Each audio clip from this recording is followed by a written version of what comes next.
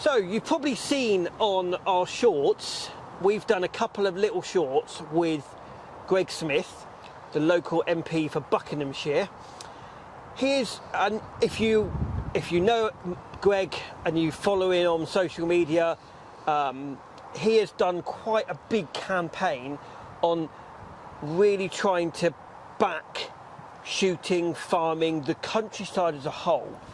And in this episode, what we're going to do is I'm going to take Greg shooting, an MP that shoots, and I'm going to give him a lesson. And he's going to talk to us about how us as a community can help the countryside, shooting, farming, everything that we can do. So, Greg. Hey, David. First thing, what is shooting worth for the UK economy? It's actually enormous. Just in its own right, £3.3 billion direct gross added value to the UK economy. And by the time you expand that out to the wider economic benefits, £9.3 billion a year. That is not an industry to be sniffed at. From your point of view, why are we having all these problems with shooting, the countryside, farming? So I'm lucky enough to represent here, mid-Buckinghamshire, in the House of Commons, 336 square miles of rural Buckinghamshire. My largest town is Princess Risborough, population 8,000. That tells you a lot about the area. But the MPs that form the government at the moment, the Labour MPs, are predominantly from an urban city background, have probably almost certainly never held a shotgun at a playground or on a game day or anything like that. They have no comprehension about what shooting and the wider rural lifestyle is. Tell the viewers, why do you enjoy shooting? It's something it's multifaceted, actually. It's something I've always done with family, and I always associate that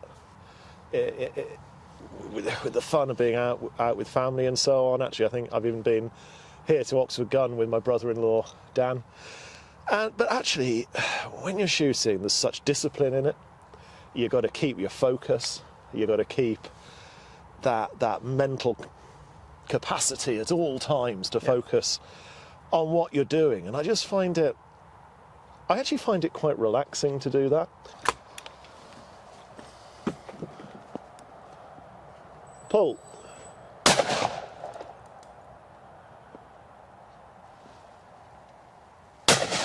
And does any of your family shoot? So I do a lot of shooting with my brother-in-law, Dan, who farms out in Suffolk, the farm that my wife grew up on. Yeah, a lot of friends that shoot as well. Children? Yeah, my eldest, Jacob, who's now 9, I think he's getting into the window where he might start to take an interest. My biggest thing is this licensing thing, and starting with kids. I know the licensing goes across the board. Why do you think the police are so anti youngsters getting into shooting? So I think something's changed. I think something has changed in recent years. BASC have done a great league table of all the different police forces, how long it takes them to grant a new shotgun certificate or firearms licence, and how long it's taken them to do renewals. Where we are here in Thames Valley, actually Thames Valley aren't so bad in that league table, but it's still a huge challenge, and we've definitely seen in recent years it become a lot tougher. Yeah.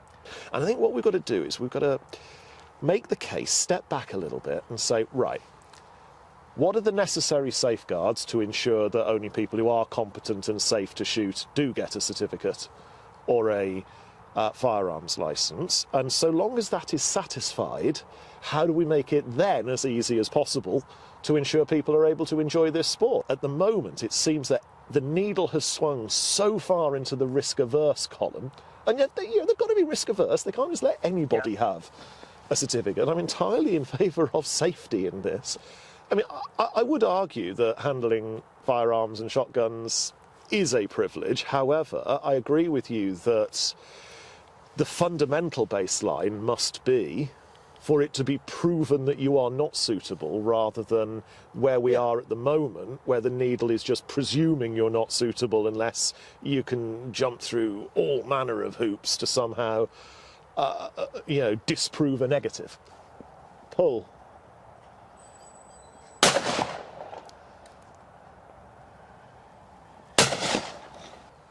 And what is the story about trying to put shotguns on firearms? Well, this is just... There's the All-Party Parliamentary Group for Shooting and Conservation. We had the former police minister. I asked her a question, because she talked about this consultation to reclassify shotguns from Section 2 to Section 1 firearms. And so I got no answer on that. And the only thing you can infer from that position is that there is an anti-gun, anti-shooting, anti-shotgun mentality across government. So how can, from a viewer's point of view, how can a viewer that watching this, how can they help the sport and the countryside and change this? So, the government is, as I just said, about to launch a consultation. Maybe by the time this airs, that will be launched. I think it is vital, and I cannot double underline the word vital enough in that everybody who has a passion for this sport, everybody that perhaps shoots for business purposes to control pests, protect their crops on farm, that wants to be the next British gold medalist in shooting, takes part in that consultation and spells out what we all know to actually be the truth about shooting. Of course, everybody in this country has their own Member of Parliament. There are 650 Members of Parliament across the United Kingdom. Anybody that has a certificate today, or anybody that wants to get into the sport today, write to your local MP. Look them up, parliament.uk, you'll find all their details and their email address on there, and explain to them why it's important that you want them too to stand up for shooting. So the call to action, watch this film, write to your MP, comment on this film, and share this film to everyone that is on your social media platform. To make some noise so that the government can't pretend they haven't heard. Let's have another shot. Okay, fair and then play. we'll talk a bit more. Pull.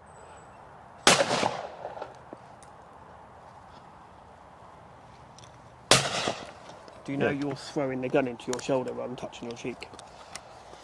You're pulling it in too much. Just literally close the gun up. So close the gun. Yeah. That's it. Safety catch.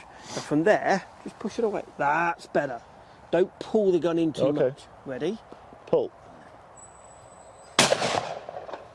Just explain to the viewers what your job is as an MP, or what an MP's job is. Yeah, it's the greatest privilege in the world to do it, and I'm not going to lie, most days end in frustration, because we don't have a power just to direct public services, for example. I can't just tell the NHS to deliver on a hip operation for one of my constituents that comes to me, or whatever it might be. Our power is essentially one of advocacy. The only direct power I have is when the bell goes in the House of Commons and we go through the division lobbies, the voting lobbies, to decide whether we're voting aye or no, yes or no, to a new bit of legislation or an amendment for a bit of legislation. Everything else we do is advocacy. It's making an argument for something or against something. So it's standing up in the House of Commons and it's trying to make a case and trying to be as thorough as you possibly can to explain to the minister, who is ultimately the decision maker, why something they're doing is wrong or why they should do something that is good.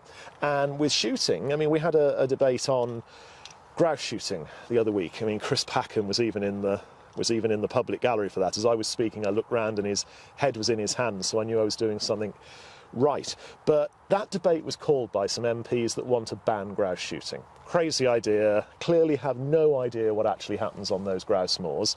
And it was only when me and David Simmons and actually Rishi Sunak spoke from the back benches on that as well, his constituency in North Yorkshire, big grouse area, to explain that, well, if you didn't have grouse shooting, those areas would go to rack and ruin.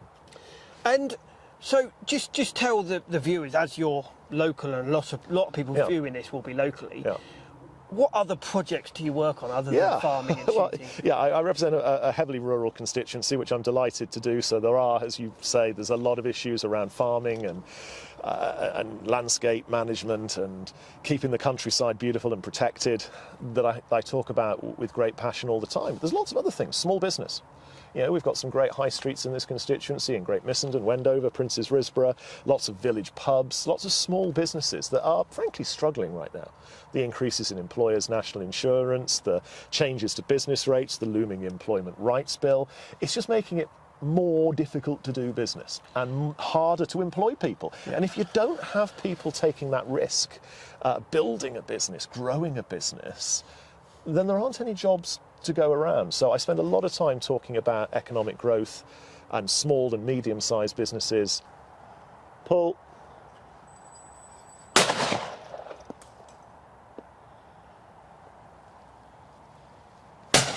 The one that everyone, and pretty much everyone uses these local businesses, is pubs and restaurants. I think at the moment it's a crisis again, where much as a lot of ministers have no idea about the countryside, none of them have really run a business either. The joke is that when they nationalised British Steel, at least one of them was getting some experience in running a business. But on a serious note, though, because they haven't run businesses. I ran my own business for 15 years before I was an MP. I'm not sure many of them have that experience. And so they think, oh, pubs, they're doing well, just tax them a bit more. But there's a reality there. There's a pub a day. Think about that. A pub a day closing in this country. And pubs, certainly for rural communities like ours, are the absolute beating heart of villages and small towns. They're where a village's social heart really is. Not just somewhere to go and enjoy a pint or a bit of pub grub or whatever it might be, but it's often a place. I see it in my own pub in Chearsley, up the road from here, where there's actually a bunch of guys sat at the bar every day, and if they didn't have the pub to go to, they probably would be sat at home on their own.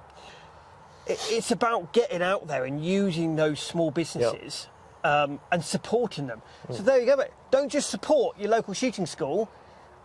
Go and support your local pub. Go and support your local restaurant. Go and support your local shop. David, thank you for all you do for shooting. This channel actually is important. I know you've got a lot of viewers, and if we can really get this message out there, people power works. We can get the government to change their mind. Thank you for watching. Please like us on Facebook, follow us on Instagram. Don't forget, subscribe and share this film. Thank you for watching, and we'll see you on the next one.